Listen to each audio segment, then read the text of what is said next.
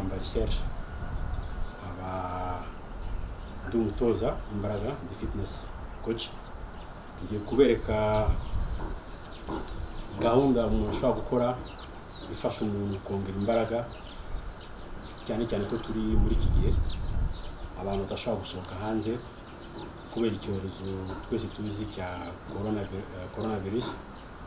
Niyo mpamvu njye kubereka ukuntu umuntu ashobora gukoresha ibintu bitandukanye dusanzwe dufite mu rugo dukoresha mu rugo kuko naho dushaka ko tutakaza imbaraga cyane cyane abakinnyi ubungu ba shampiyona zarahagaze ntabwo bari gukina.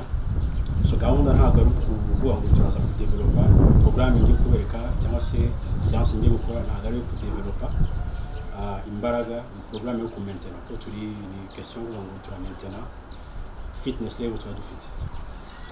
So ikindi kintu kiri cyangombwa nshaka kuvuga nuko iyi format cyangwa se uburyo ngiye gukoresha ni uburyo bw'abantu basanzwe bitoza basanzwe bafite skills basanzwe bafite n'imbaraga kuko birasaba imbaraga kuvuga ngo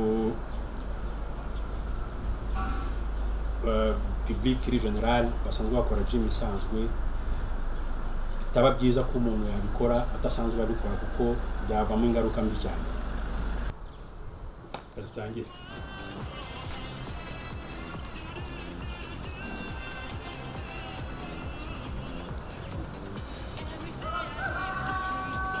so ngiye gukora ndaza gusimbuka iminota 2 arenze nze no ku hagati no gutegura ibindi bice by'umubiri kiba kigamije nuko umumeka cyane umeka ukana maîtriser icyo navuga respiration gahoro gahoro kuko bidufasha kwinjira muri science neza mudafite stress.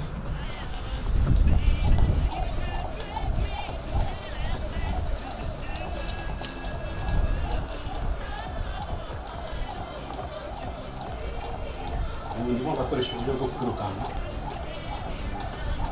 ngenda mvanga kugira ngo ibice byose bigenda biba tayari kubigura ndagaruka hamwe ndi butindeyo kuko abatarashyira cyane neza nyirukanka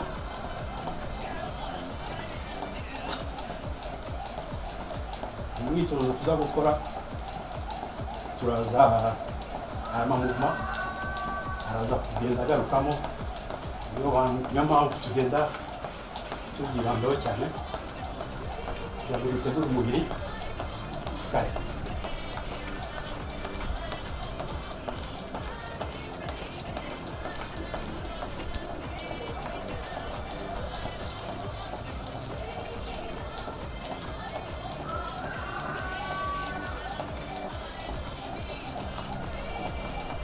Ikindi kintu kiri cyangombwa cyane ko science yonyine ishobora kudufasha muri cardio ko irakora cyane ku mutima no ku bihaha.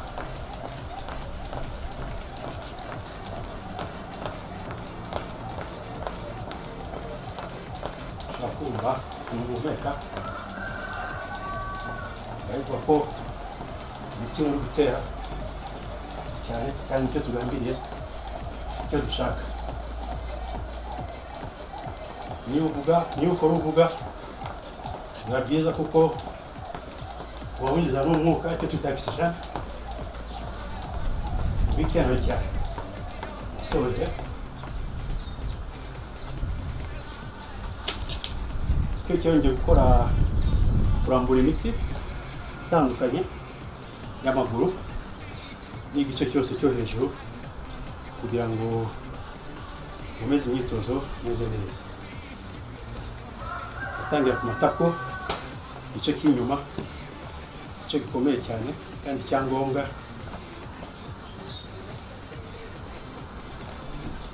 ushaka kubikora inshuro 20 cyangwa se 10 bitewe n'umwanya ufite. aza gufungura hano gutya mu itako. Ni umwitozo mwiza cyane ko aha mu mayunguyungu aho tuta muri hype harakora cyane, niyo mpamvu biba byiza ko umuntu ategura cyane. Ndajya no kuri hamstring, namuye imitsi y'inyuma y'amatako,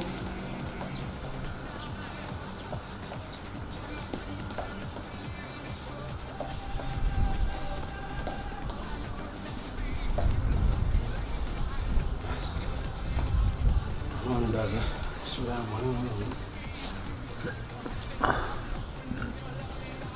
izi inshuro enye, ahandi rumwe n'inshuro ahandi. Ni byiza ko umuntu abikora ari mu buryo buri dynamique cyane, ko icyo tugamije ubu ngubu turacyari muri warm up, muri échauffement, so bisaba ko umuntu aguma ari dynamique cyane. Kongera dukanyeho gato,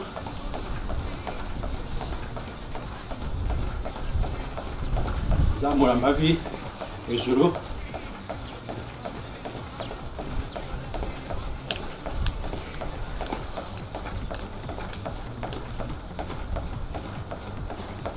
genda bikora amasegonda 30.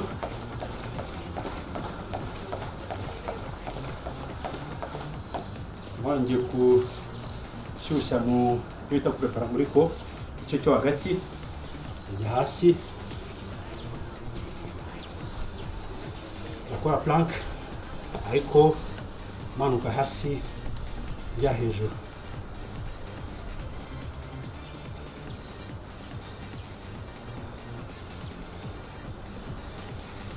Nahindura ikindi urundi ruhande,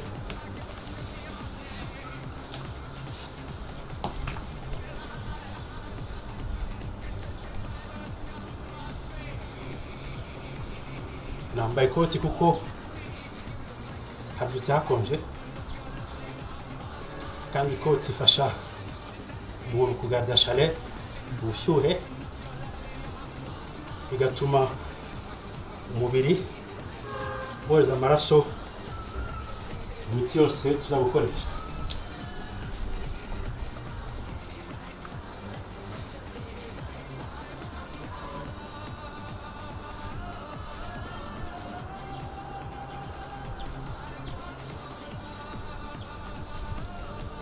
Ubusanzwe plank abantu bazikora ari static, ahubwo turi muri phase ya warm up, bisaba ko tuba turi dynamique. Gukora squat ho gato seconda 20, ndaza kuyikenera. Ndakora cyane kuri quadriceps, twirinda ko amavi arenga amano, ikintu cyose kiguma kiri hasi. Gutegura imitsi y'ahantu hagati mu maguru, akora massage lunges,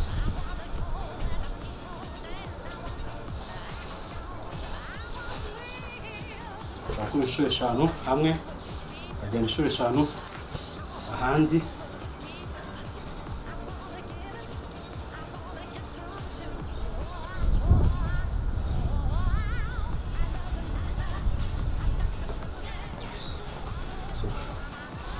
No gushyushya hano mu ntugu, ko tubaza guterura, kandi nawe agomba gushyuha, ingingo zose ugomba kuba sure ko zashyushye.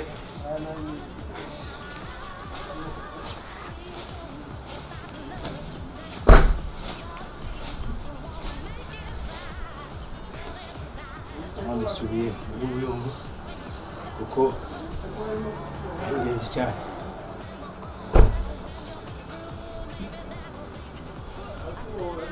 No gushyushya kuri mu kirenge, muri cheville, kandi ndaza kuhakoresha. Nyuma ndaza kongera gusimbuka iminota 2 hanyuma échauffement tube tubirangije.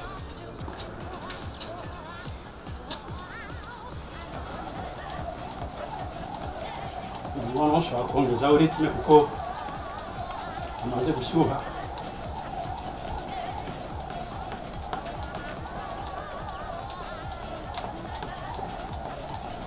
Hano icy'ingenzi ni uko dufata tempo cyangwa se pace iri constant, uburyo utakwihuta cyane cyangwa se ugabanya cyane.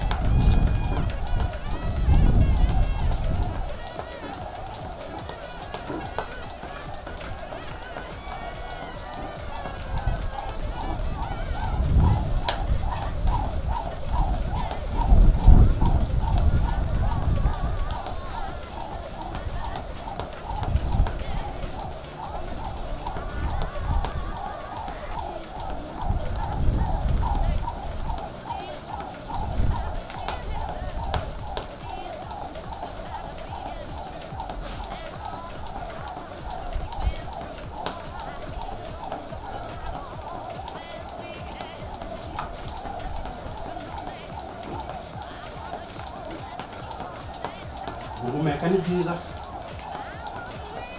aho turasohora gaz carbonique, duha umwanya oxygène kwinjira kuko turayikeneye cyane.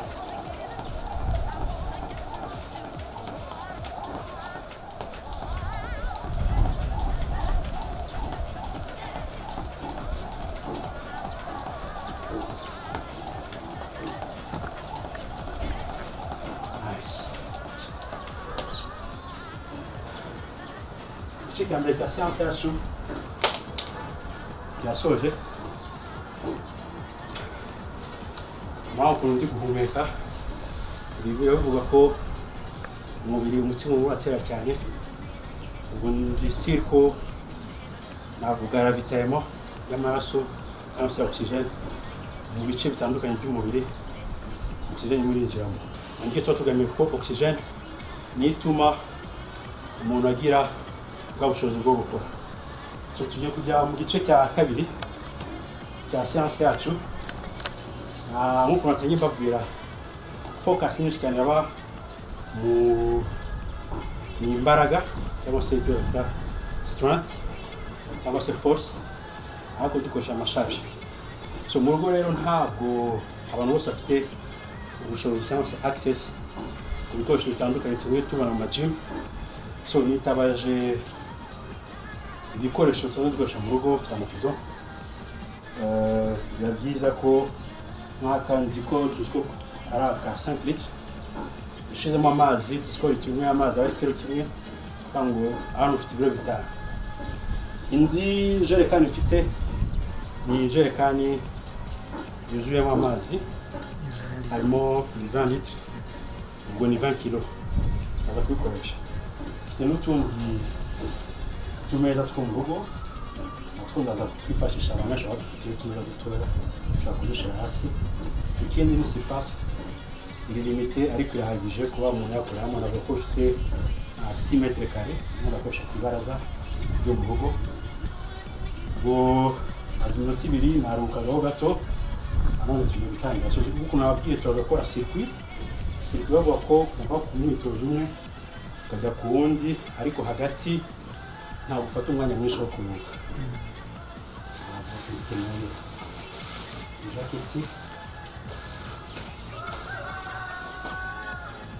Ushobora kwifashisha eswime kugira ngo umuntu agabanye umubare ukunda gukoresha ivi hariya hasi.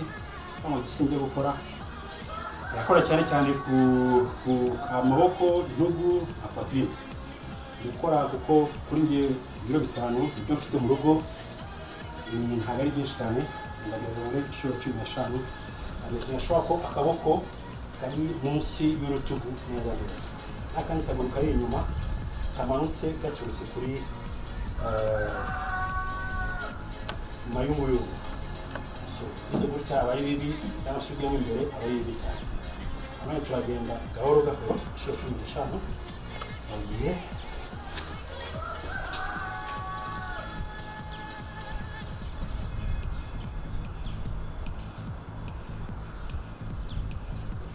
guhumeka iyo uzamuye zasohora umwuka ajya kuruhuka.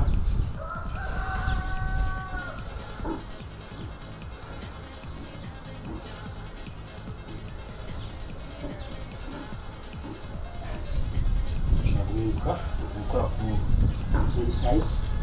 Impamvu ni uko ni ngombwa buri gihe ko tuba dukoresha oxygen igihe turimo turakora, niyo mpamvu nguma guhumeka. Tekinike nziza cyane atuma umunani ngo vuba. Ngeragiye ku zindi sides. 1 2 3 4 5 6 7 8 9 10. 1 2 3 4 and 5. Nice.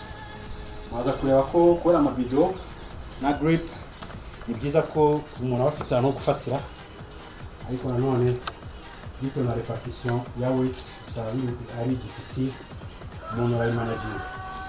Exercice ya kabiri ngiye gukora ni amaguru, ndakora step up ariko nza kugenzingana nini.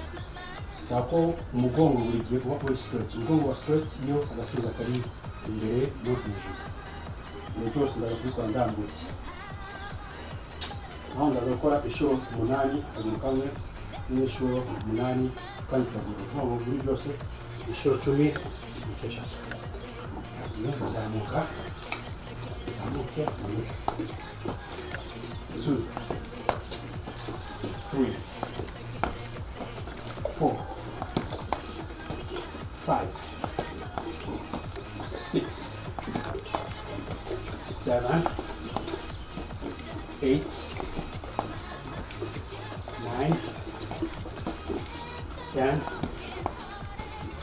1 2 3 4 2 more 1 and 2. Nice. Exercício ikurikiyeho uzakora ku maboko. Nanone bitewe n'imbaraga ufite akapiton cyangwa se ikindi kintu gishobora kuba gifite ibiro birenze anga ushobora kwifata. Aho ngiye gukora 15 twagiye ngo ndarambura amaboko yose. Icyo nshaka ni range of motion.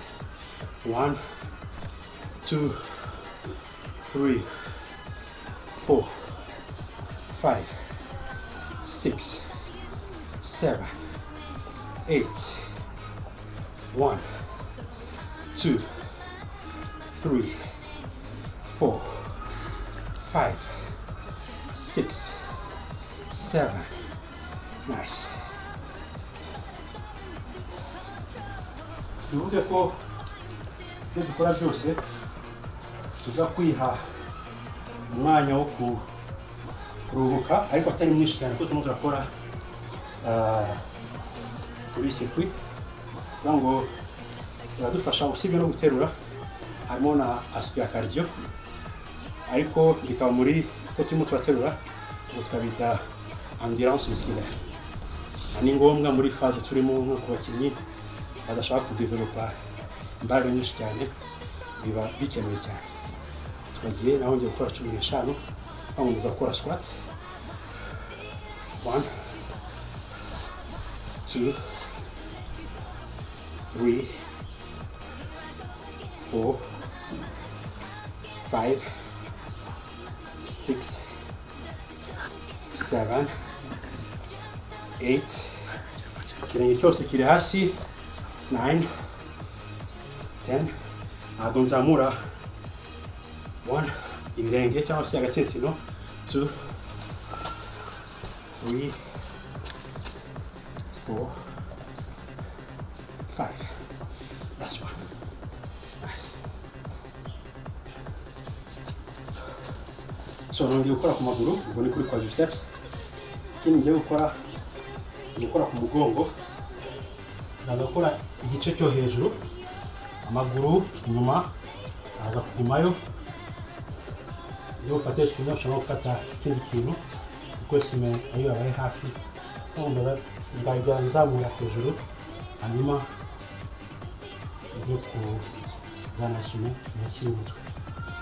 Kandi ndaza gukora igice cyo hasi nzamura gutya nimanura inyuma kuri inyuma ndaba nkora igice cyo hejuru. Ndakora inshuro 12 agiye 1 2 3 4 5 6 7 8 4 more 3 2 1 nice.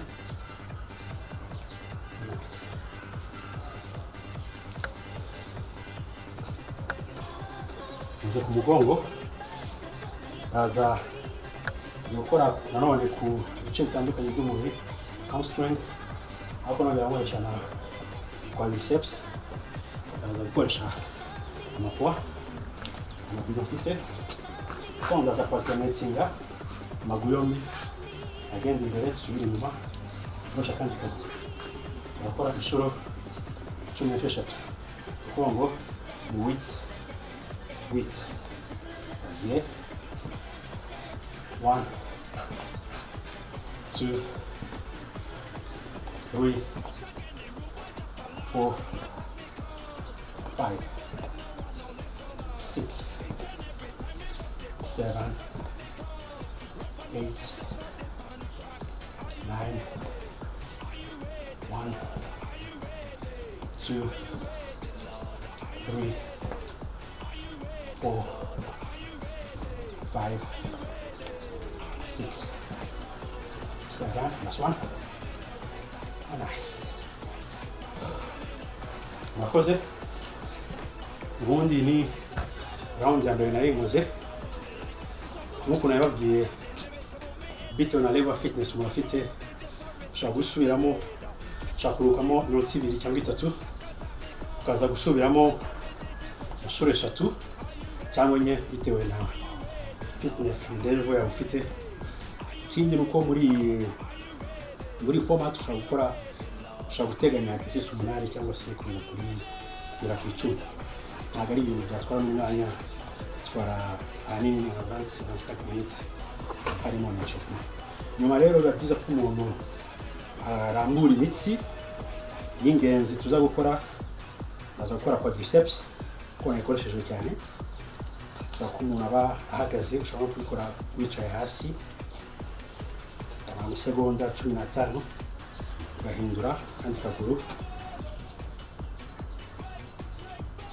Ibi bituma none wa munaniro cyangwa se ibyo tuta acide lactique yaba yakimwe mu muscle igenda kuko ndangahumeka oxygene irinjiramo ukumva ndambura imitsi bituma yihuta acide lactique kavamo wa munaniro kaza kuvamo.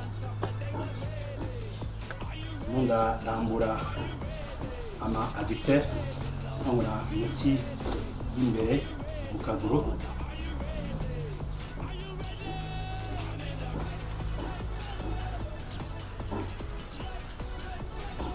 Ndege icyo gukora no kurambura amatako inyuma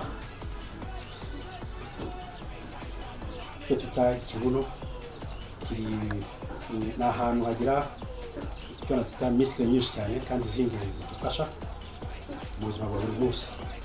So ni ahantu ho kwitaho cyane.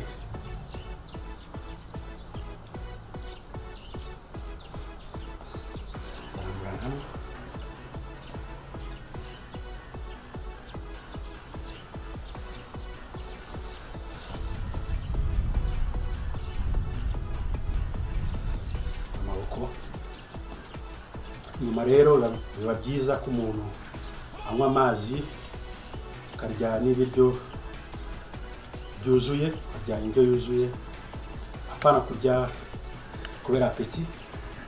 Kuko turi abakinnyi turi mu rugo hari byinshi turimo turakora. Iyo dukora gutya cyane cyane ibintu bisaba imbaraga, hari ibintu bita ama micro traumatisme iba mu mitsi tudashobora kubonesha amaso. So biba byiza ko umuntu arya protein kugira ngo ya protein agende arepare ahandi hagiye hangirika, niko umuntu agenda akora amasosi. Ikindi kintu cy'ingenzi cyane abantu batajya bakora kuko ngo kuruhuka. Iyo tuzo kuruhuka ntabwo ari kujya kuri televiziyo, ntabwo ari kujya kuri WhatsApp, ni kuryama. Kuryama ni ingenzi cyane.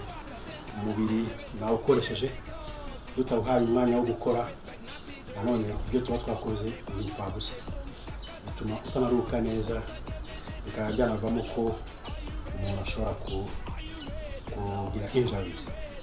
So kuvuga ngo hari kuruhuka, hari kurya neza, kunywa amazi, ni ibintu by'ingenzi cyane.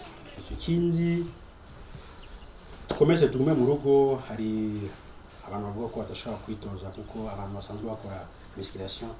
Hari ibintu byinshi cyane dushobora gukoresha bitewe na ibintu dufite mu rugo, ahantu dufite uko abangana kose. Ni question kuba creative. Tugume mu rugo kugira ngo ndibaza ko abantu bose bakumbuye kujya ku mastade. Umusanzu wacu niwo leta tudusaba kuguma mu rugo cyane cyane, no umusanzu wacu kandi tukomeze tuwutoza. Tugume mu rugo tuba fit. Murakoze cyane.